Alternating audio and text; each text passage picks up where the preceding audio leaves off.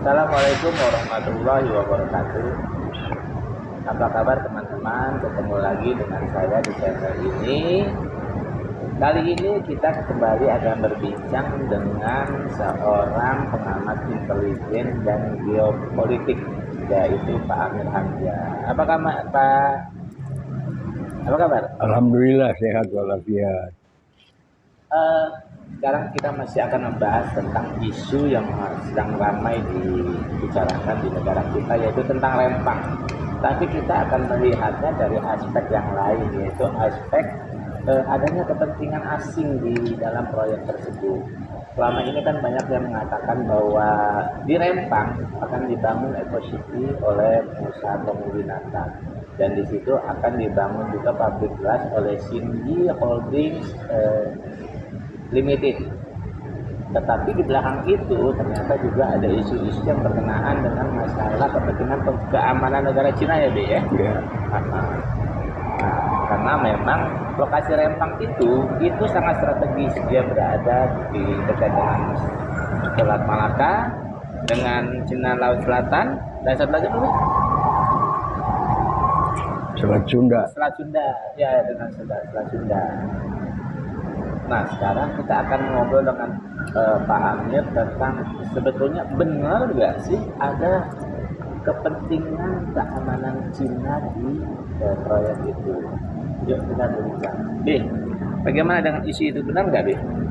Ya, kalau kita ikuti perkembangan masalah ini kan tidak bisa kita lihat dari kepentingan domestik aja. Tidak hanya semata-mata kita lihat sebagai ada investasi atau ada proyek strategi nasional yang memang merupakan salah satu kebijakan Presiden Jokowi yang kita lihat sangat kental kedekatannya dengan Cina. Iya. Nah, tentu kedekatannya dengan Cina juga akan menimbulkan kecemburuan kepada pihak lain yang menjadi rival dari Cina. Amerika, ya. Dalam hal ini Amerika Serikat. Nah, kalau kita lihat memang belakangan ini ada perkembangan makin menajamnya konflik antara Cina dengan Amerika Serikat, khususnya menyangkut masalah Taiwan dan menyangkut masalah di Laut Cina Selatan. Kan selama ada kepentingan Amerika di kawasan Asia lah, ya. Itu pasti ada kepentingan dia. Itu dari awal sudah bisa kita baca ketika Amerika Serikat meminta Inggris, Australia dan juga dengan dukungan India untuk membantu gerakan Asia Pasifik. Nah, belakangan ini memang ada nampaknya yang tidak perlu kita sadari bahwa sebenarnya negara kita ini sudah lama menjadi ajang terjadi perang intelijen antara intelijen Amerika dan intelijen Cina. Nah, karena dua-duanya punya kepentingan dengan Indonesia, ya. Kepentingan dengan Indonesia. Nah, kemudian kita lihat bahwa belakangan ini rupanya pihak intelijen Cina memperoleh informasi bahwa sejak beberapa bulan lalu, ya, itu pemerintah Amerika Serikat dalam hal ini merupakan kebijakan dari Presiden Joe Biden, itu sudah mengucurkan dana sekitar 80 miliar US dollar yang rencananya itu untuk memperkuat alutsista dan sistem pertahanan di Taiwan. Nah, sementara selama ini kan Cina tetap bertahan bahwa di dunia ini Cina cuma satu, tidak Cina dua, di mana Taiwan itu merupakan bagian dari Cina. Memang pernah ada komunikasi bersama antara Cina dengan Amerika Serikat pada tahun 82 bahwa Amerika akan menghormati klaim Cina terhadap Taiwan. Tapi kemudian kita lihat bahwa itu kan terjadi tahun 82, berarti sudah lebih 41 tahun lalu. Nah, selama 41 tahun lalu ini kan terjadi berbagai perubahan baik pada tataran geopolitik, geostrategi, geomiliter, bahkan geoekonomi. Jadi bisa saja karena perkembangan belakangan ini antara hubungan Cina dengan Amerika itu, Amerika merasa bahwa kedekatannya dengan Indonesia sangat menimbulkan kerugian terhadap kepentingan dia di sini, maka tentu kan respons dia juga terhadap masalah Taiwan akan berubah. Nah,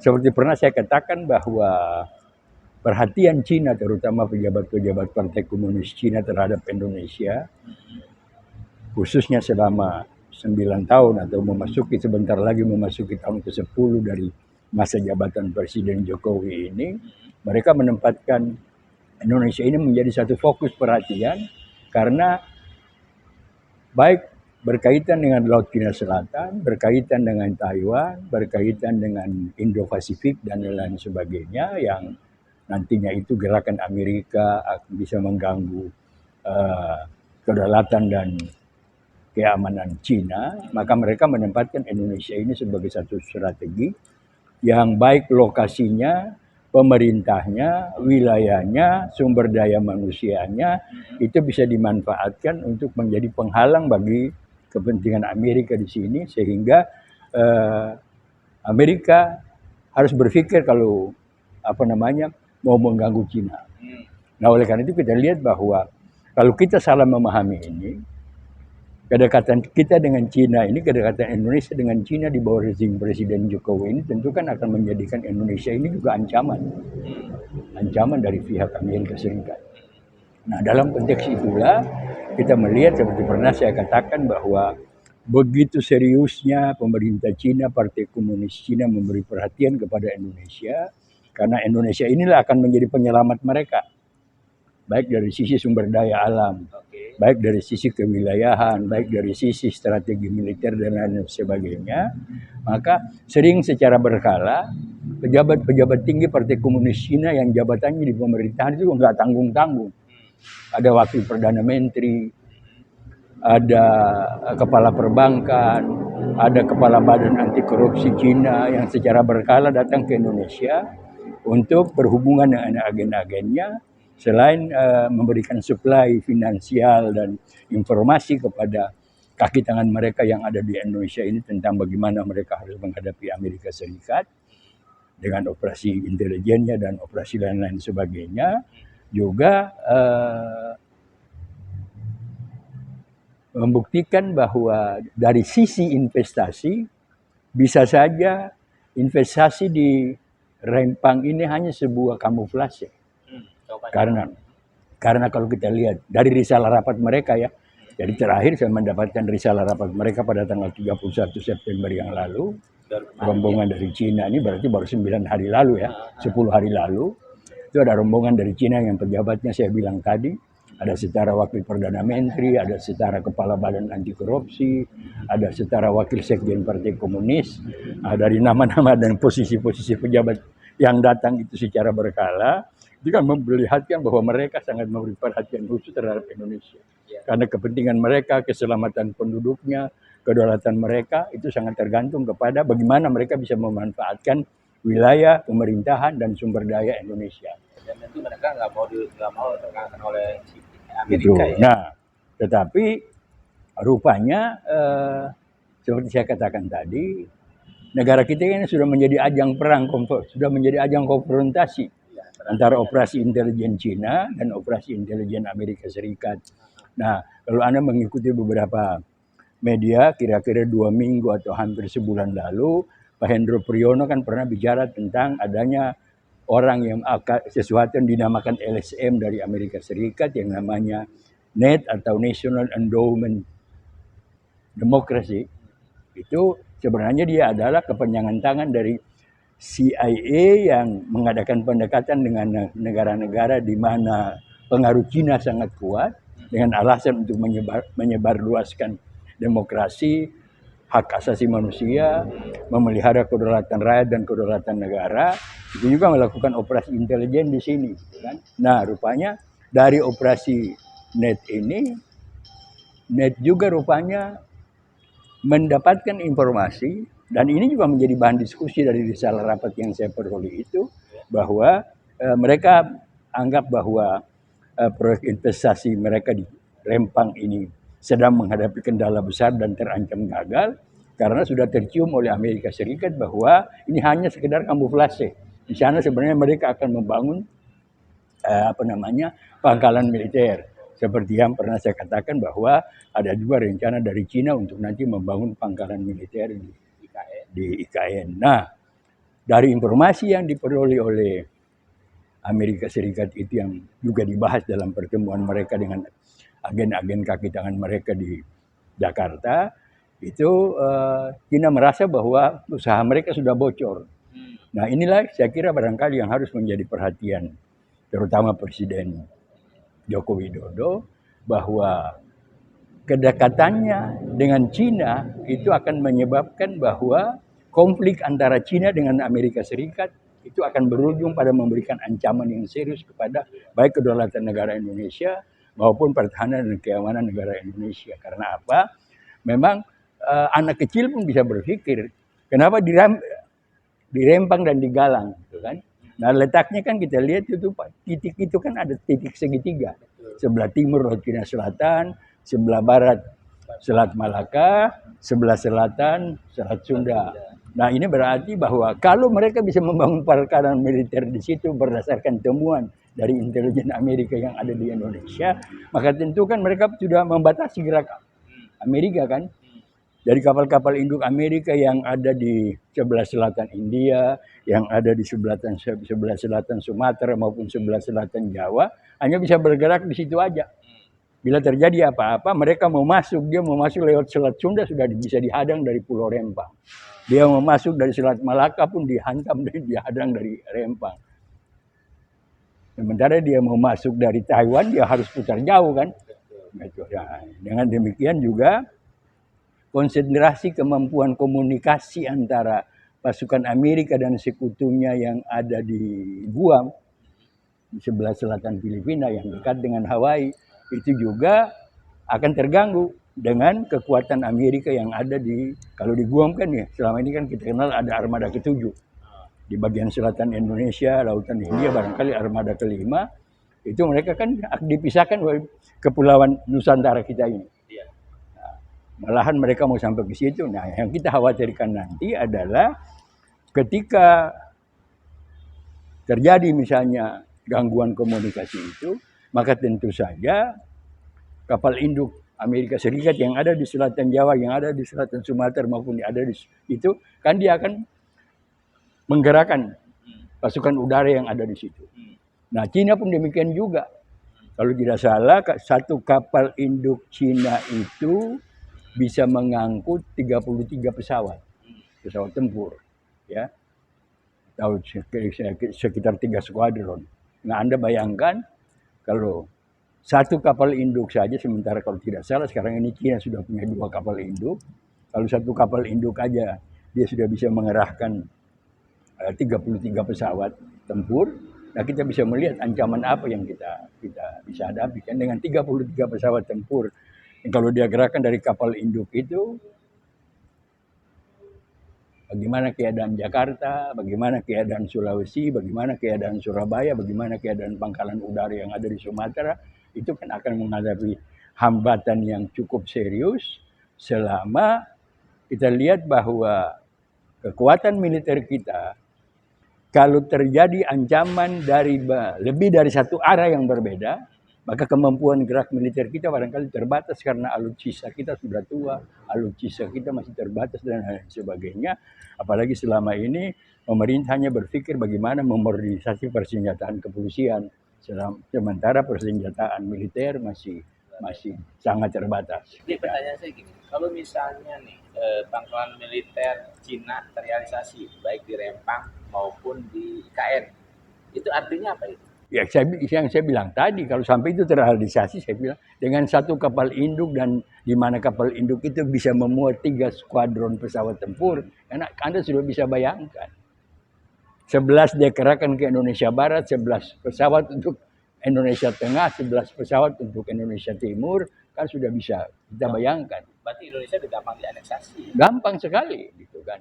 Apalagi sekarang sudah beredar informasi yang luas, sudah menjadi rahasia umum bahwa di antara tenaga kerja Cina yang ada di mana-mana, di Morowali, di Maluku Utara, di Sumatera Selatan, di mana-mana ada investasi Cina yang tenaga kerjanya dari mereka, itu di sana juga ada pasukan-pasukan yang sudah dilatih militer atau. Ya.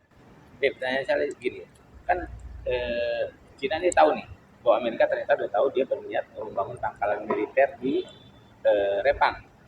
Nah, dalam dokumen itu disebutkan nggak apa sih yang dilakukan oleh Amerika? Kan pasti dia akan melakukan counter kan, agar pangkalan militer itu tidak terbangun di sana. Disebutkan nggak dalam dokumen itu Amerika ngapain aja di sana? Ya mereka juga masih hanya terbatas. Mereka tentu kan tidak akan bisa mengetahui sejauh mana rencana Amerika kalau mereka bisa melakukan itu. Cuma mereka sudah dengan adanya mereka tahu bahwa rahasia kamuflase mereka sudah bocor ke pihak Amerika Serikat, tentu kan mereka juga akan merubah sikap. Nah, rubah sikapnya itu ya bagaimana? Rubah sikapnya adalah agar supaya ini kan tinggal 1 tahun Presiden Jokowi kan.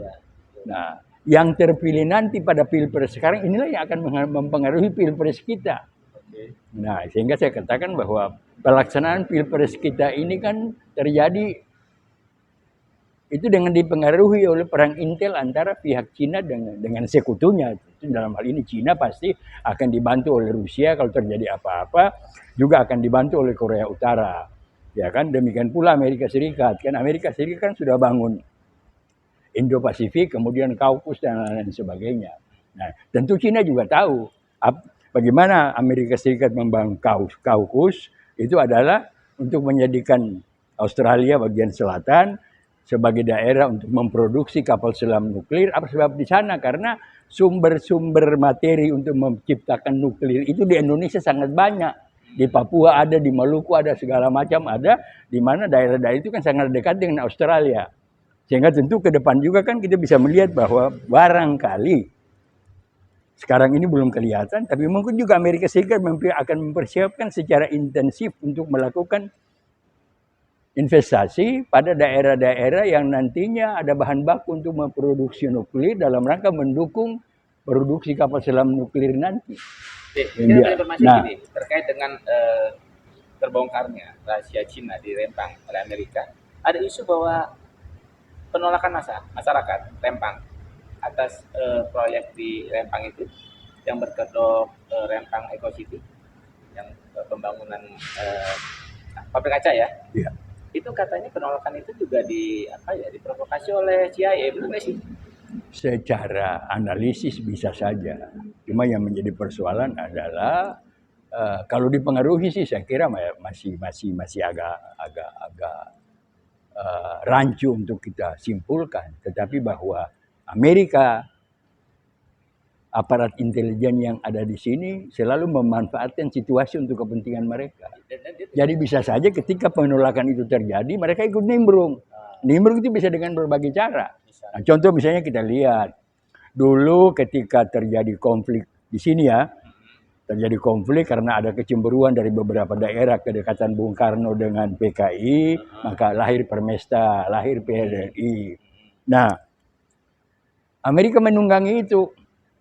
Menunggangi itu adalah dengan melakukan pemboman di Ambon yang namanya Allen Lawrence Pope membom Ambon gitu kan. Nah, sehingga orang bisa menyatakan bahwa seolah-olah Permesta itu adalah produk dari CIA. Tapi sepanjang pengamatan saya, walaupun kejadian itu saya masih berusia 15 tahun, itu bisa melihat bahwa Amerika memanfaatkan konflik antara Permesta dengan Bung Karno itu untuk melakukan pengeboman, walaupun yang dibom di Ambon itu adalah pangkalan minyak yang akhirnya masyarakat Maluku bisa lebih dari setahun tidak kesulitan mendapatkan bahan bakar. Itu menurut pengamatan saya adalah CIA mendompleng apa yang sedang terjadi. Karena terkait dengan pilpres, kan Pak Jokowi maksud saya nih, Cina punya kepentingan juga di Lembang. Dan kita tahu bahwa di antara 3 calon itu ada satu yang memang diinginkan oleh Partai Komunis Cina. Nah, terkait dengan pilpresnya itu sendiri, apakah nanti Cina akan berjuang mati-matian untuk calonnya ini dan menjatuhkan yang lain? Atau seperti apa menurut Anda? Kalau saya lihat dari awal memang Cina sudah komitmen ya untuk nanti mendukung pencalonan Ganjar. Oke. Benar. Ganjar ya. Nah, jadi dengan demikian kan mereka akan berusaha untuk menggagalkan pencalonan Anies dan Prabowo, atau dengan kata lain agar supaya dalam pemilu nanti Prabowo dan Anies kalah kan, sehingga yang terpilih Ganjar. Nah, di situ ada kepentingan Cina di situ.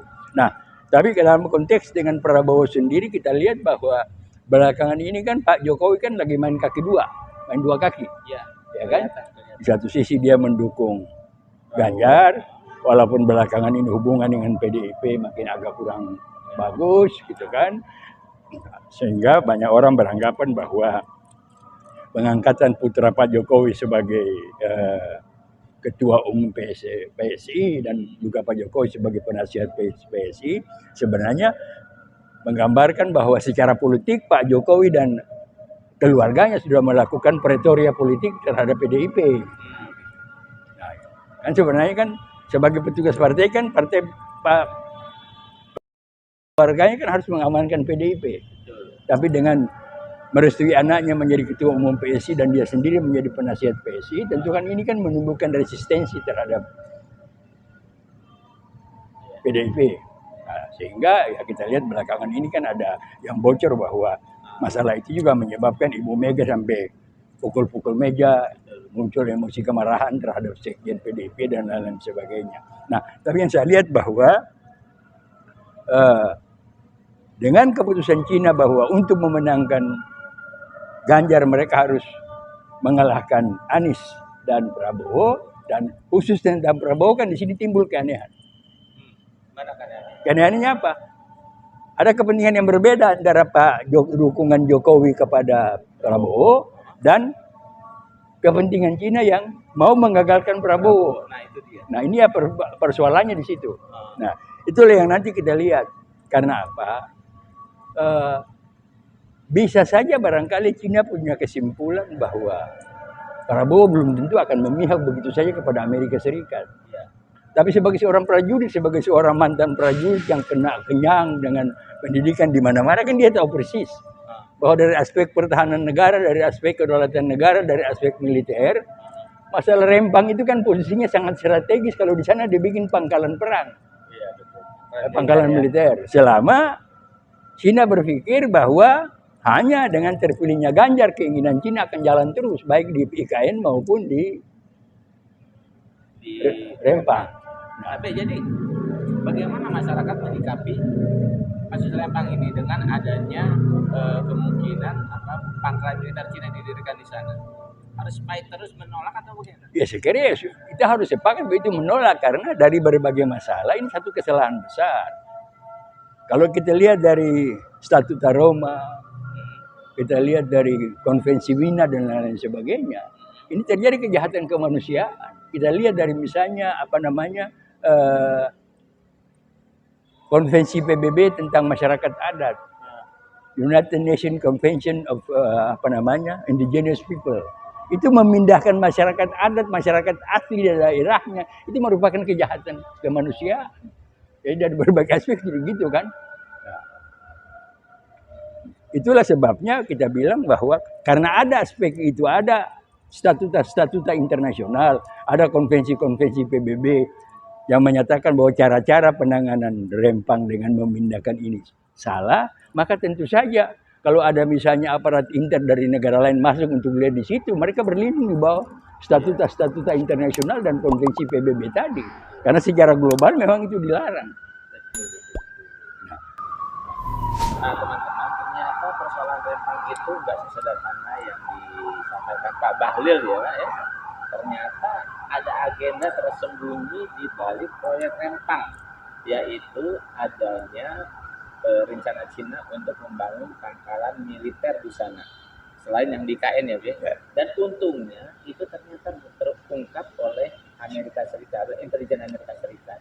Karena Amerika juga memang punya kepentingan dengan Indonesia ya, Pak. Nah, teman-teman, mudah-mudahan apa yang disampaikan oleh Pak Amir ini bermanfaat buat teman-teman, terutama untuk memahami geopolitik kita ya, Be. Ya. Ternyata kita ini sedang menghadapi dua kekuatan yang sedang memperebutkan kekuasaan di negara kita, yaitu Cina dan Amerika. Teman-teman, sampai ketemu pada perbincangan yang selanjutnya. Assalamualaikum warahmatullahi wabarakatuh. Waalaikumsalam warahmatullahi wabarakatuh. Insya Allah.